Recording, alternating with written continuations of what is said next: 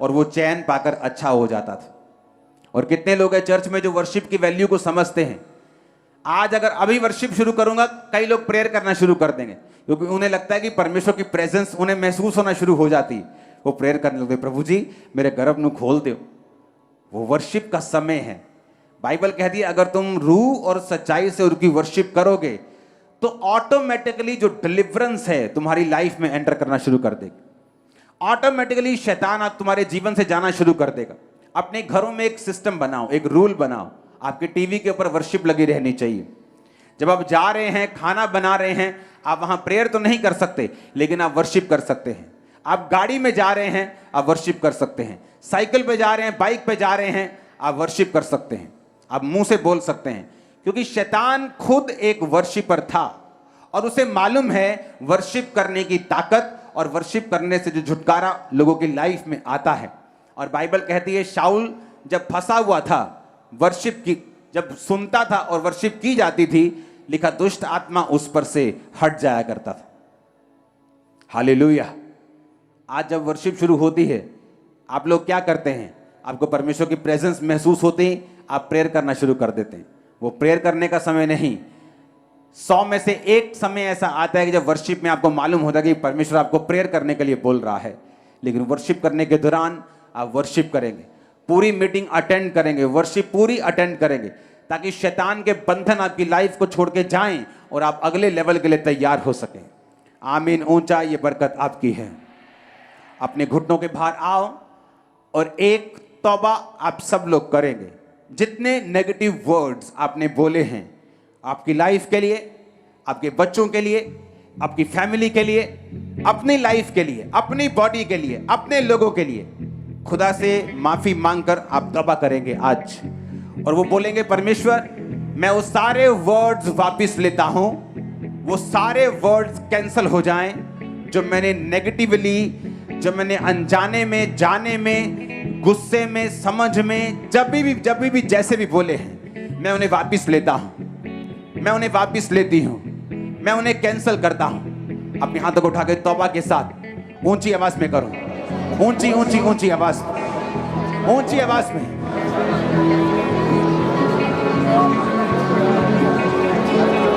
आपको तौबा करनी है ऊंची आवाज में, मैं उन्हें वापस लेता हूं। और आज डिलीवरेंस आपकी लाइफ में एंटर कर जाएगी जैसे आप बोलेंगे। क्वायर भी सब जन अपने मन में आप प्रेयर करेंगे, होठों को खोल के। क्वायर धीमी आवाज में, लोग पूरी आवाज में।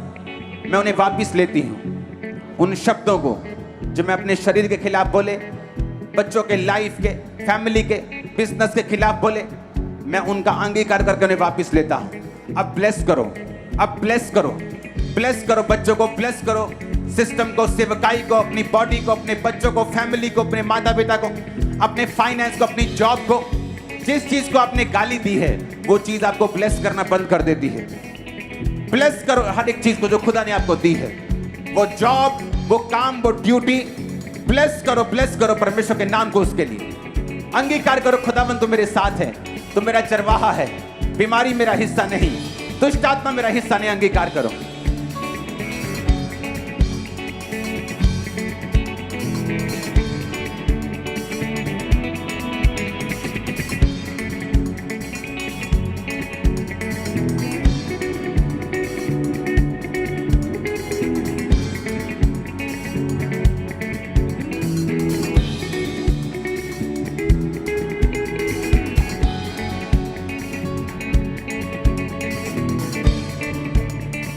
सब जन खड़े हो जाओ। आपको तौबा करनी है आज कि आज से आपके मुंह से गाली नहीं निकलेगी, श्रापित वचन नहीं निकलेंगे।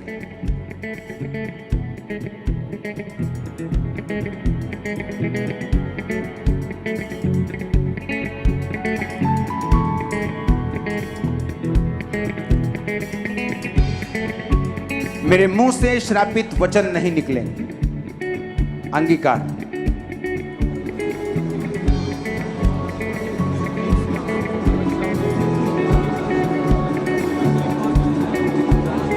अपने स्क्रीन पे देखो, रोमियो 10 उसकी 10 में लिखा है, धार्मिकता के लिए मन से विश्वास, उद्धार के लिए मुंह से अंगीकार। मुंह को क्या बोलते हैं यूनानी भाषा में पढ़ेंगे, स्टोमा। स्टोमा का मतलब है एज ऑफ ए वेपन, यानी एक हथियार की धार। मुंह को क्या बोलते हैं यूनानी भाषा में, एक हथियार की। अगर मैं यहां किसी पागल व्यक्ति को, अब चर्च में है कोई नहीं, लेकिन अगर किसी को तलवार दे दे और वो किसी के मार दे, वो लगेगी कि नहीं लगेगी? लगेगी? नहीं, उसने जानबूझ के थोड़ी मारी है।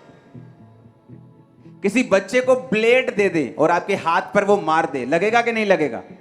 अरे वो आपसे प्यार करता है, फिर भी लगेगा। बाइबल कहती है मुंह का मतलब है स्टोमा।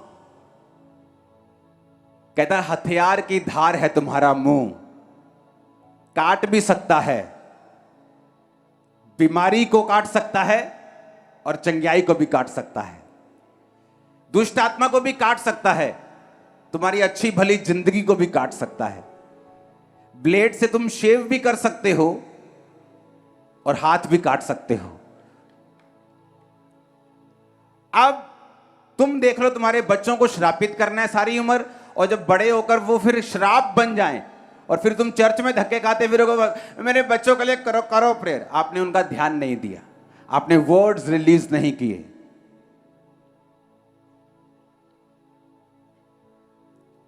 मैं ऐसे शराबियों को जानता हूं कि जब उनके घरों में उनको उठाकर लेके जाते थे ओवर शराब पीने के कारण, उनकी मां ने कहा था कभी श्रापित नहीं किया, वो मर जेवे तू, लुट जेवे तू, बेड़ा गर्क करता परिवार का ना।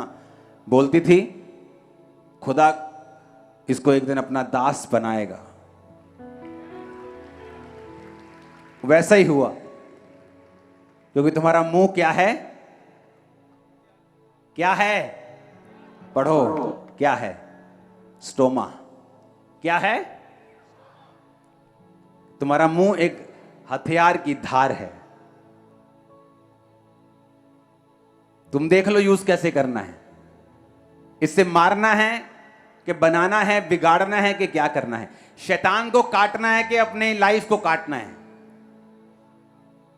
मैं थोड़ी बोल रहा हूं। देखो, ग्रीक भाषा का 4750 शब्द है जो मुंह का इस्तेमाल करने के लिए यूज किया गया है।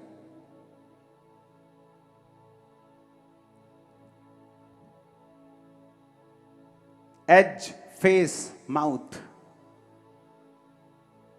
अगर आप ये बात नहीं समझे, इसलिए मैंने कहा था कि अगर आप वचन हिले हैं जरूरी है, लेकिन मैंने आपको बताया कि दुष्ट आत्मा की डिलीवरेंस के लिए ये 4 मीटिंग में अब वचन का 99% रोल है। अगर आप समझ गए, अगर आपके खाने में पड़ गई बात, आपकी लाइफ चेंज होने वाली है। इसलिए मैंने कहा आज पहले तौबा करेंगे। आज प्रेयर जरूरी नहीं, आज तौबा जरूरी है। आप मेरी बात को समझो। आज प्रेयर जरूरी नहीं कि मुझे प्रेयर करनी है, आज तौबा जरूरी है। क्योंकि जैसे ही आप इसको अपनी स्पिरिट में बिठा के लेके जाएंगे, आपको ये मालूम होगा कि आपने डिलीवरेंस पा ली है। आप उसको प्रैक्टिस करेंगे आज से। वर्ड्स वर्ड्स वर्ड्स, अगर वर्ड्स पे कंट्रोल हो गया, लाइफ पे कंट्रोल हो जाएगा। इसलिए उसने कहा मेरे होंठों की रखवाली कर, मेरे मुंह पर अपना पहरा बिठा। क्यों कहा उसने? क्योंकि ये बहुत बड़ी एक बरकत भी बन सकती है और बड़ा ट्रबल भी बन सकता है। Hallelujah, hallelujah. अपने हाथों को उठाओ। आज जब आप पे प्रेयर हो रही है, आज आपका चर्च में आने का मेन मकसद तौबा करना, वचन सुनना कि परमेश्वर मैं तौबा करता हूं इन वर्ड से, रॉन्ग कन्फेशन से। अंगीकार करो ऊंची आवाज में, अपने हाथों को उठा के ऊंची आवाज में।